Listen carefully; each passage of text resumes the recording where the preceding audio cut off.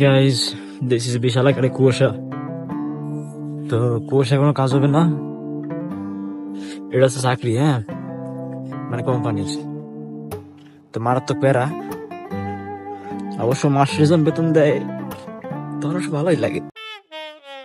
হ্যাঁ, তো পিছনে ওই যে নীল লাইটের বাসা, আর এই যে দেখে কুয়াশায় ওইটা হচ্ছে বিয়ে ফ্যাক্টরি।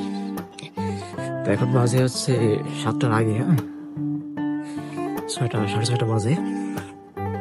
তো এখন যাচ্ছি মানে রোজার সময়, তার জন্য একটু আগে 7টায় কাজ শুরু হয়, আর বিকাল 4টায় ছাড়ি দেয়।